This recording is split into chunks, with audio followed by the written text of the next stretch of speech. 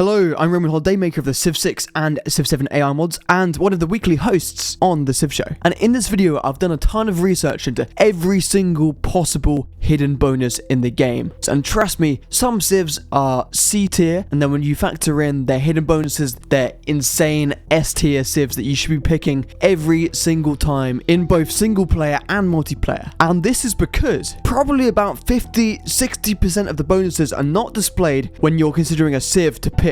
This is really important because some unique bonuses like traditions, buildings, and quarters, many of which have really OP unique effects and combos. These bonuses are going to last you the entire game and could make the huge difference over whether you win the most important era in the game, the modern era, because at the end of the day, the modern age victory is the only one that actually matters for winning the game. If you pick wrong here and you make the rookie mistake of just reading the UI, which you'd think should be alright to do, but if you do that, you're going to be in big trouble. That's why I have to show you the top 10 best Civs with hidden abilities in Civ 7. For example, as you find out in this video, some Civs in the exploration era get 4 settlement cap increase in their unique tree, some get none at all. So if you're going for an expansionist strategy, this is really important to know, and same for every strategy in the game. It's really important to know how those bonuses that you unlock, how good they actually are, and if they actually tie into your strategy. One really important thing to note before we get into this are the different types of Civ bonuses that unlock, and importantly, if they carry into the next era or not. So, importantly, traditions that are the unique policy cards that you get for your Civ in the civic tree. Once you unlock those traditions in the tree, you get to keep them forever. A great example of this is the Mayan to get 2 really good traditions, one giving 2 science on happiness buildings and one giving 2 culture on happiness buildings. So if you're playing a happiness leader, this is especially important for the rest of the game, but particularly your science and culture levels using happiness buildings in the exploration era to then turbocharge you to the modern era. All unique buildings and districts obviously do, so they're super important to make sure you max them out before you get over to the next era. What doesn't carry over though, importantly, is 2 things: the settlement limit and all of the other bonuses that the Civ gets. These temporary bonuses that you can see indicated with a plus on the unique civic tree of that age. So for example, Khmer's ability of 50% growth rate in the capital but -5 happiness in every other city doesn't carry over. And as you'll find out, some Civs in the antiquity age and all ages, some Civs get a lot more settlement limit than others. Anyway, let's get straight into it. At number 10, we have an overpowered modern age Civ, Mexico. Imagine you're playing multiplayer or single player and you get to the modern age and you're playing a happiness focused leader like Charlemagne, Himiko, or Ahsoka. You read Mexico's ability of 30% culture for 10 turns as their unique government and you're like, you know what, that's actually like pretty good. It's already better than the elective republic, which gives you 20% either science or culture depending on your choice, so 10% less for only 6 turns rather than 10. So it's already an improvement. But as Charlemagne, a military happiness focused Civ, on the surface you might consider someone like Prussia instead, getting 1 combat strength for every unfriendly or worse Civ relationship, or the French, where you can select any celebration effect from any government, giving you a total of 6 choices rather than 2 whenever you get your constant celebration, which is what you ideally want to have as Charlemagne. So you might immediately look at Mexico's bonus and be like, you know, it's good, but it doesn't have the flexibility of the French and it doesn't have the combat strength of Prussia. But this is why I tell you to stop right there, because if you're playing a happiness focused Civ where you're getting celebrations every 2, 3, or 4 turns, Mexico's additional bonuses that hid in the civics tree are incredibly OP. Although their government only has one effect of 30% culture over 10 turns, you can very quickly add to that. You can add 30% science over 10 turns as well. You can also add 40% production towards training all military units for 10 turns. This is insane as Charlemagne, a military focused Civ.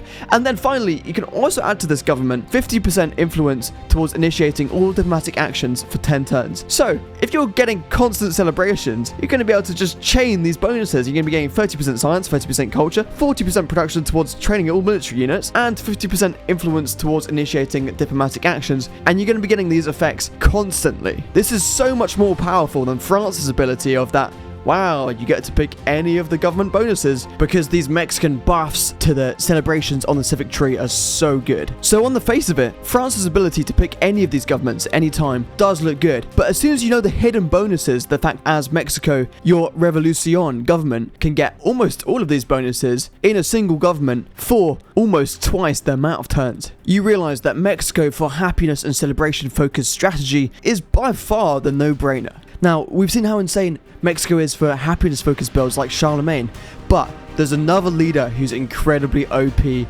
for Mexico as well. His name is everybody's favorite, perfectly balanced leader, Lafayette. Mexico has a tradition that you won't see in the UI when you're selecting called Cry of Dolores. Now, why is this so good? Well, say you've got 8 traditions in your government, that's already an extra 8 combat strength in friendly territory. Now, this already combos pretty nicely with the other 3 Mexican traditions that all give you bonuses to science, culture, and happiness for the amount of traditions that you have slotted in your government. Now, this is really good. This is where Lafayette comes in and just makes the game broken, as he always does. Obviously, this is going to depend on the path that you've gone down as Lafayette, because if you do my recommended path, which is Rome, 4 traditions into Normans, who actually have 5 traditions, you're going to end up with a total of 9 traditions at the start of the modern age. Then, you're going to be able to increase that to 13 from slotting in Mexico's 4 traditions, which could give you a total offensive combat strength of plus 13 on the offensive, and as Mexico, plus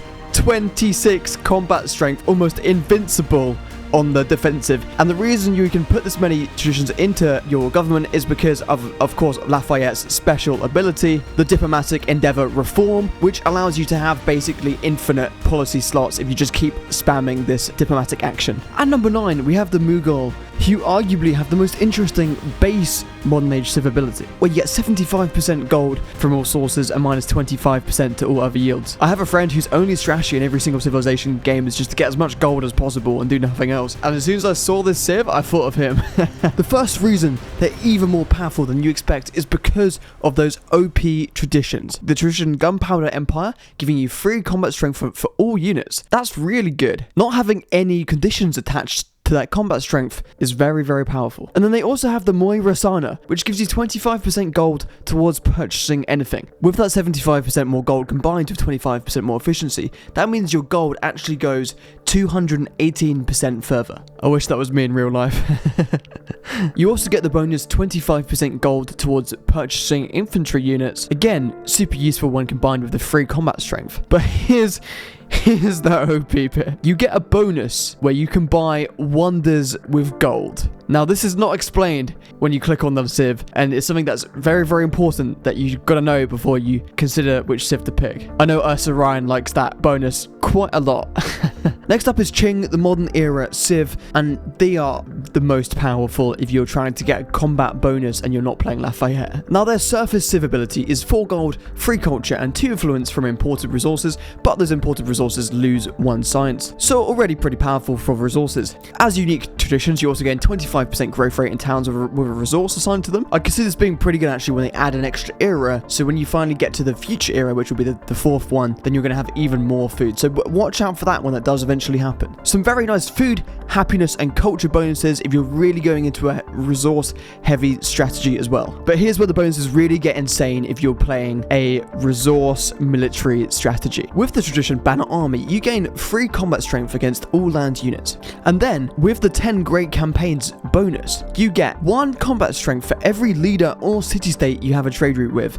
And if you're doing lots of trade, improved trade relations with the AI, you can have 3 trade routes with each AI. And if you're playing a standard game, you're gonna have 7 other AIs. So technically, if you have 3 trade routes with 6 out of 7 of the AIs, which will be the maximum you could realistically get, that's 18 combat strength for all units, which stacks with the plus 3 from the Banner Army tradition. Combine that with, say, 4 trade routes with city-states, and that becomes a plus 25 combat strength bonus. I mean, what were they thinking when they put this in? This is this is something else. Now, I bet when you read the original Kan Shengshai ability that buffs resources that you weren't expecting this.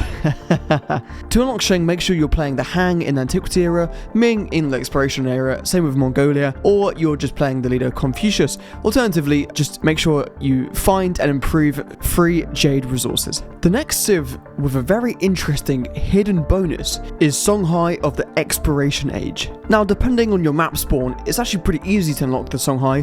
All you have to do is have 3 settlements with at least 3 navigatable river tiles. Also, if you're playing the Egyptians, Aksumite, or Amina, you automatically unlock them as well. What makes them interesting is not their increased resource capacity on cities with navigatable rivers. In fact, that bonus is pretty terrible considering you can just build basic gold buildings and harbour buildings to increase that. Your trade ships can also no longer be plundered on navigatable rivers. This is so situational, and realistically nobody really is going to care. What we do care about is Songhai has some pretty decent traditions that you're going to get to keep for the rest of the game. 2 golden mines if there's at least 1 gold building in that city, and mud brick 50% production towards constructing gold buildings. Now that's not even where it gets OP. The OP bonus is this hidden bonus on the Cantor Civic. As you know, for the economic victory in the exploration age, you have to get 30 treasure fleet points, and this can be difficult or easy to do depending on your spawn. Have a look at this ridiculous spawn I got in multiplayer with my friends the other day, where I literally spawned on top of 4 treasure fleet resources, like within 5 tiles of my original capital. I actually moved my capital inland to keep it as a city, but often you won't get a spawn like this and you'll be miles away from the distant lands, and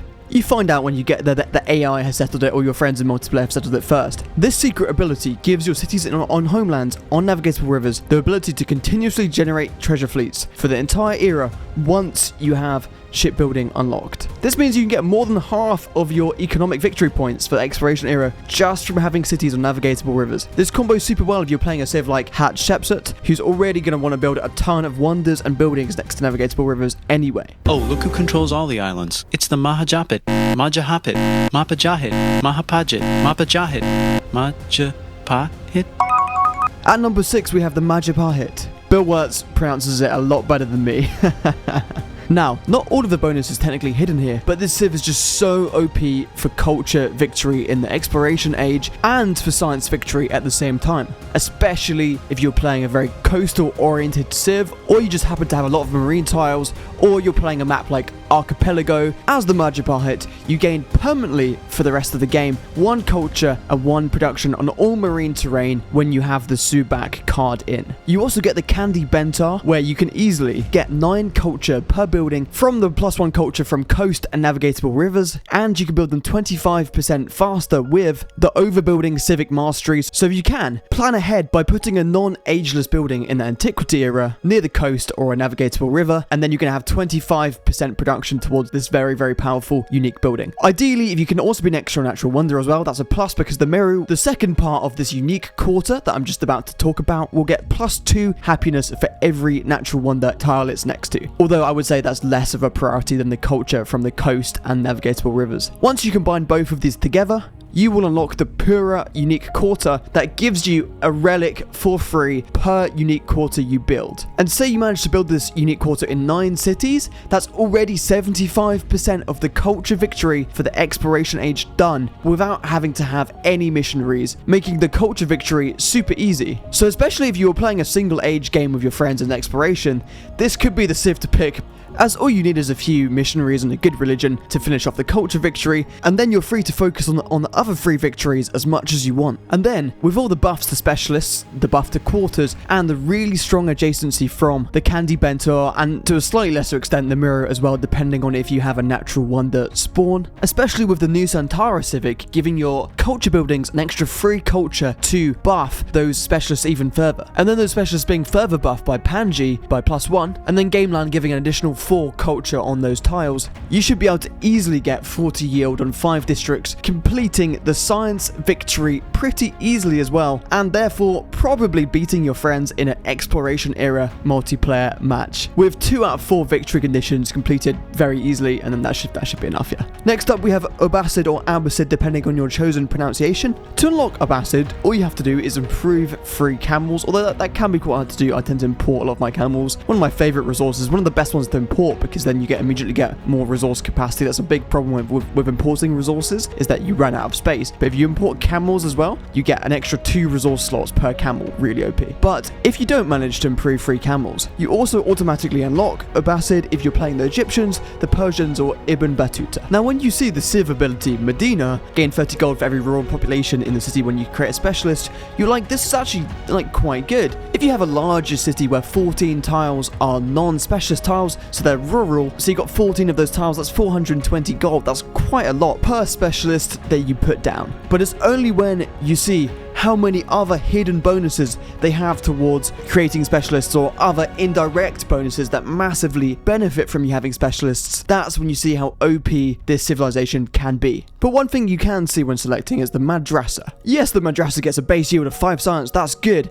but it's the ease of stacking these adjacencies that makes it one of the best, if not the best, science building in the exploration age. What isn't shown is that you can stack this with the City of Peace tradition, which gives a further 1 science adjacency for all buildings next to the City Hall and the Palace. And by the way, you have a City Hall in every single one of your towns. Confusing naming, I know. It's pretty achievable to have the madrasa have adjacency from 2 quarters, 2 science buildings, and also the city centre, giving you a total of 5 yield already on top of the base 5 science, giving you 10 science in total, and then giving you some really OP specialists that you can further buff with the Abbasid ability. Once you've built both the madrasa and the mosque together, you unlock the ulama, the unique quarter, which then gives further science to these specialists, on top of the unique traditions that you unlock as the Abbasid. Although you are one of only 2 civs to not receive any settlement capital, most civs receive 1, few receive 2, and Mongolia receives 4 in the exploration age. The caps reset the next era anyways, so it doesn't make that much difference, and it's also made up for by your second bonus ability, 50% production towards constructing buildings in cities with at least 8 urban population, and if you're playing well into Abbasid, that's going to be a lot of your cities, so you can stack the city centres, science buildings, unique quarters, and specialists to get some crazy strong urban centres in your tool cities. Try to get to 8 specialists as soon as possible, because that'll give you 50% production towards buildings with your unique tradition, and then you'll be away with the game really. And of course, you're going to receive a ton of gold every time you put down a specialist as well from your rural population. At number 4, we have Mongolia. Why are Mongolia actually even better than you would think? Mongolia have already got quite a good reputation as a civ that can, if you're going domestic war, they're pretty good at it, but there's some reasons why they're even better at domestic war on your own continent than you think. 9 out of 11 civs in the exploration age only get 1 or less settlement cap from their unique civics. The Normans get +2 rather than 1, but the Mongolians from their unique civics get a total of +4 extra settlement cap. And admittedly, this is reset in the next era, because settlement cap is always reset back to everyone for the same amount for the next era, unless you're playing Xerxes where you get 1 more. But as Mongolia, as you know, you get 1 point for controlled settlements in distant lands, but also the only civ to get 1 point for conquered settlements in the homelands. But here's how you dominate that domination victory type. So what you want to do is you want to build no more than 6 settlements in the Antiquity era, leaving 2 spare for when it all gets reset to 8 settlements for the start of the exploration. This will mean that you can take 2 cities from the very start of the exploration era. You then very quickly get an extra 4 more from your unique civics tree that you should do first, giving you a total of 6 settlements that you can invade. That's already half of the 12 that you need for victory. And then you really want to rush these techs and civics that you can see on screen right now, and that will give you your remaining 6 settlement cap, giving you a total of 18 settlement cap and 12 cities that you can take from the AI or your friends, and that will mean you'll be able to complete the non-sufficient Orbis victory in the exploration age completely, purely from taking over other people's cities, giving you that golden age in the final, most important age of the game, the modern era. To aid you with this, you also get some really OP traditions that of course are not mentioned in the UI. So you get 4 happiness and settlements not founded by you for each resource assigned to them. So for example, you take quite a big city and it has 7 resources assigned to it.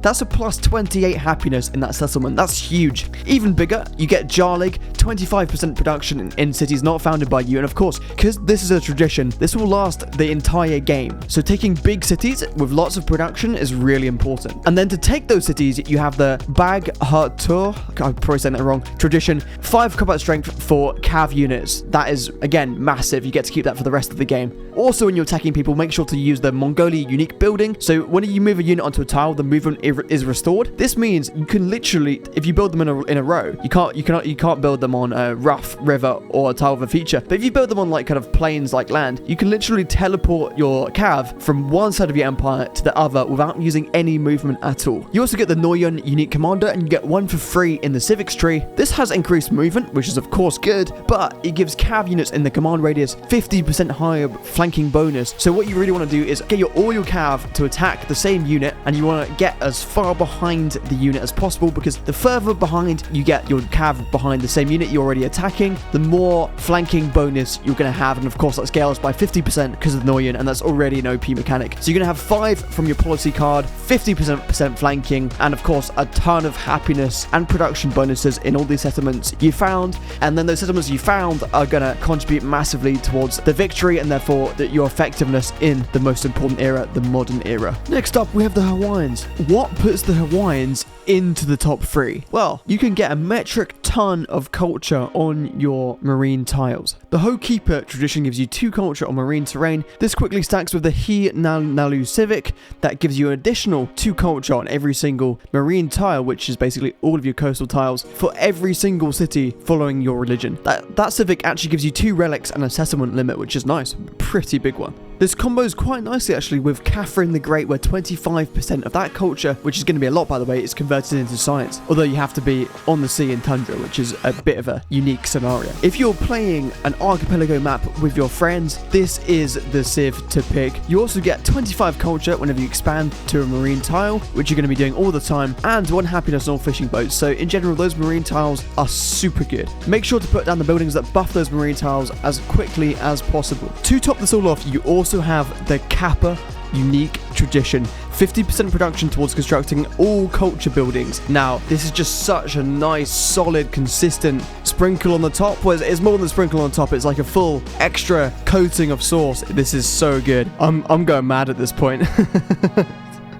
At number 2, we have the Normans. On paper, especially if you just look at the bonuses you can see on the selection screen, they seem like a mid at best tier Civ. But the combo potential, especially with Lafayette, is ridiculous. Firstly, what you want to do is you want to spam medieval walls everywhere using the palisading 50% production towards constructing fortifications buildings tradition, and you want to build them around where you're going to put your unique district, because the Bailey building is pretty OP, getting 4 culture but 1 extra culture for every adjacent medieval wall. So if you can spam them at half cost, you're going to get a lot of culture on that Bailey, maybe probably about 7 or 8 culture, which you can then turn into specialist yield as well. Now, you're going to want to add the Mott to that. This will allow you to complete the district, and of course both buildings are ageless, so you're going to get that culture bonus from the Bailey for the rest of the game.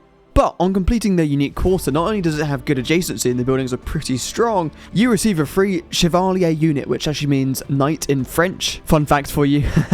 This is OP with Lafayette because it gains 1 combat strength for every tradition slot in your government, and the Normans have 5 traditions, one of the only 2 civs to have more than 3 traditions in the exploration age. So with Lafayette Rome, that's going to be 9 traditions in total, 4 from Rome, 5 from Normans, giving you plus 9 on all units. But on the Chevalier, plus 18 combat strength. This is just stupid. Maybe this arguably could be number 1. I don't. For Lafayette, this is the best hidden bonus in the entire game. And of course, Normans get 2 settlement cap rather than the regular 1, so you have a bit more flexibility to invade cities as well. At number 1, the Civ that you've all been waiting for, the Mayans. Now, the Mayans are so broken that they're outright banned in most multiplayer games. I mean, not in my games, because I just didn't tell my friends they were broken and just played with them anyway.